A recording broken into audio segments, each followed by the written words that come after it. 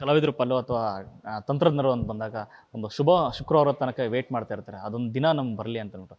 Majestic ಆ ಲೆಕ್ಕಾಚಾರದಲ್ಲೇ ನಾವೇನು ಊಹೆ ಮಾಡ್ಕೊತೀವಿ ಅದೆಲ್ಲವನ್ನು ಮೀರಿ ದೊಡ್ಡ ಸಕ್ಸಸ್ ಕೊಡ್ತು. ಆ ಸಂದರ್ಭದಲ್ಲಿ ಹೇಗಿತ್ತು ಸರ್ ಇಬ್ಬರದು ನಿಮ್ಮ ಒಂದು ನಿರೀಕ್ಷೆಗಳಿಗೆ ತಕ್ಕಂತೆ ಸಿನಿಮಾ ಬಂತು ಅಂತ, ಮತ್ತು ಅವರು ನಾನು ಗೆದ್ದೆ ಅನ್ನೋದು ಫೀಲ್ ಅವತ್ತು ಕಾಣಿಸ್ತಾ ಥಿಯೇಟ್ರ್ ಮುಂದೆ ಅಂತ? ಖಂಡಿತ. ನನಗೆ ಟೆನ್ಷನ್ನು. ಮೊದಲನೇ ಸಿನಿಮಾ ನನ್ನ ಸೈಡ್ ನಾನು ನೋಡ್ಕೊತಿದ್ದೀನಿ, ದರ್ಶನ್ ಸೈಡ್ ದರ್ಶನು, ಡೈರೆಕ್ಟರ್ ಸೈಡ್ ಪಾಪ ಅವ್ರ ಟೆನ್ಷನ್ನು. ಯಾಕಂದರೆ ಅವರು ಒಂದು ಸಿನಿಮಾ ಮಾಡಿ ಅಂಥ ಯಶಸ್ಸು ಕಾಣಲಿಲ್ಲ. ಹಾಗಾಗಿ ಅವ್ರಿಗೊಂದು ಲೈಫು, ಎಲ್ರಿಗೂ ಲೈಫು, ಎಲ್ಲರೂ ಹಿಂಗೆ ಇಟ್ಕೊಂಡಿದ್ದೀವಿ. ಏನಪ್ಪ ಮಾತಾಡ್ತಾಯಿಲ್ಲ, ಬಟ್ಟು ನಾವು ಮಾತಾಡ್ಕೊತಿಲ್ಲ. ಯಾಕಂದರೆ ಗೊತ್ತಿಲ್ಲ ನಮಗೆ, ಟೆನ್ಷನ್ನು, ಎಮೋಷನ್ ಆಗಿಬಿಟ್ರೆ ಕಷ್ಟ. ಏನಪ್ಪ ಎತ್ತ ಅಂತ ನಾನಲ್ಲಿ ನೋಡ್ತೀನಿ, ಕೌಂಟ್ರ್ ಹತ್ರ ಕೇಳ್ತೀನಿ ಟಿಕೆಟು, ಅಣ್ಣ ಎಷ್ಟಾಯ್ತಣ್ಣ ಅಂತ. ಅಣ್ಣ ಓರಿ ರೀ, ಅವ್ನಿಗೆ ಗೊತ್ತಿಲ್ಲ ನಾ ಯಾವ್ದು ಹೋಗ ಆಮೇಲೆ ಹೇಳ್ತೀನಿ ಒಟ್ಟಿಗೆನೆ, ಅದೇನೋ 5 ನಿಮಿಷಕ್ಕೂ ಬಂದು ಕೇಳ್ತೀಯ.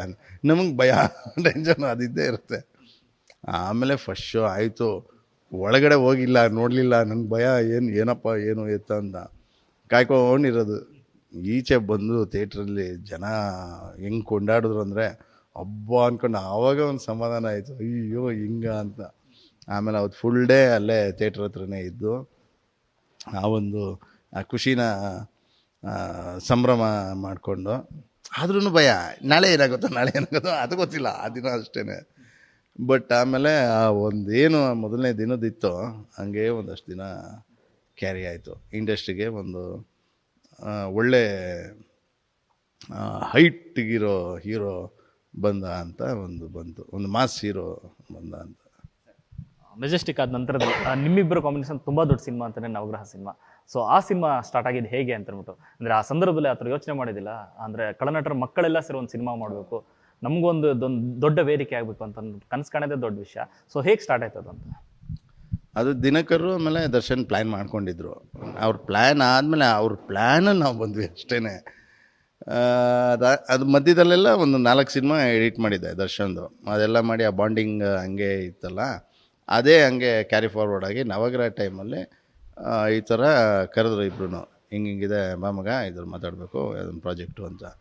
ಈ ಥರ ಹಿಂಗೆ ಪ್ಲ್ಯಾನ್ ಮಾಡ್ತಾಯಿದ್ವಿ. ಎಲ್ಲ ವಿಲನ್ಗಳ ಮಕ್ಕಳು ಈ ಥರ ಹಿಂಗೆ ನವಗ್ರಹ ಅಂತ ಒಂದು ಅಂಬಾರಿನ ಎಸ್ಕೇಪ್ ಮಾಡೋವಂಥದ್ದು ಅಂತ. ನಮಗೆ ತಲೆ ತಿರುಗೋಯ್ತು. ಅಂಬಾರಿನ ಎಸ್ಕೇಪ್ ಮಾಡೋದು ಏನಪ್ಪ ಇದು, ಈ ರೀತಿನ ವರ್ಕೌಟ್ ಆಗುತ್ತಾ ಇದು ಅಂತ. ಮಾಡೋಣ, ಆಗುತ್ತೆ, ಹೇಗೆ ಚಾಮುಂಡೇಶ್ವರಿ ದೇವರಿದ್ದಾರೆ, ಮಾಡೋಣ ಆಗುತ್ತೆ ಅಂತ ಆಯಿತು. ಹೆಂಗೆ ಏನು ಅಂತ ಅಂದಾಗ ಆಮೇಲೆ ಈ ಥರ ಒಂದಷ್ಟು ಜನ ವಿಲನ್ಗಳ ಮಕ್ಕಳು ಅಂತ ಒಂದು ಆಯ್ಕೆ ಮಾಡಿಕೊಂಡು ಹತ್ತಿರದಲ್ಲಿದ್ನಲ್ಲ ನಾನು. ಯಾಕೆಂದರೆ ಸಿನಿಮಾ ಮಾಡಿ ಹತ್ರ ಅಂತ ಬಂದಾಗ ನಾನಾದೆ, ಆಮೇಲೆ ತರುಣ ಅದ, ಆಮೇಲೆ ಇನ್ಯಾರು ಹಂಗೆ ಅಂತಿದ್ದಾಗ ದರ್ಶನ್ ಕೇಳಿದೆ, ನಿನ್ನ ಕಾಂಬಿನೇಷನ್ಗೆ ಒಬ್ಬ ಬೇಕು ಕಣೋ, ನಿನ್ನ ಜೊತೆ ಡೂಪ್ಲಿಕೇಟ್ ಮಾಡೋದಕ್ಕೆ ನಿನ್ನ ಜೊತೆ ಇನ್ನೊಬ್ಬ ಬೇಕು ಕಾಮಿಡಿಗೆ ಅಂತ.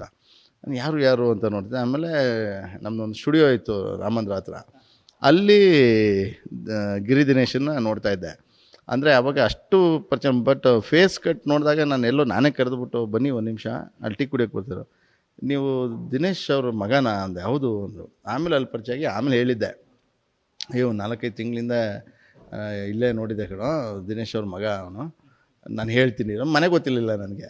ಆಮೇಲೆ ಅಲ್ಲಿ ಹೋಗಿ ರಾಮಂದ್ರದಲ್ಲಿ ಕೇಳಿದೆ, ಇಲ್ಲಿ ದಿನೇಶ್ ಅವ್ರ ಮನೆ ಇಲ್ಲಿ, ಅವನ ಇಲ್ಲಿ ಸರ್ ಇಲ್ಲಿ ಅಂತ ಅಂದರು.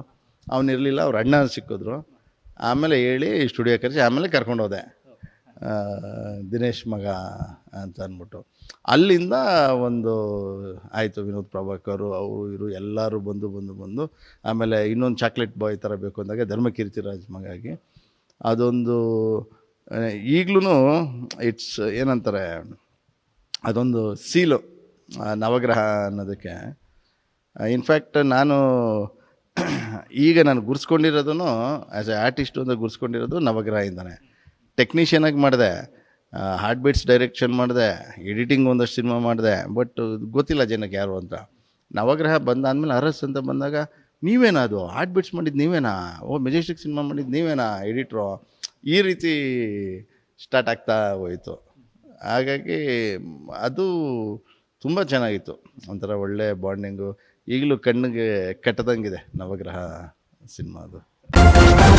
ನ್ಯೂಸ್ ಫಸ್ಟ್, ನಿರ್ಭೀತಿಯಿಂದ ನಿಮ್ಮ ಪರವಾಗಿ.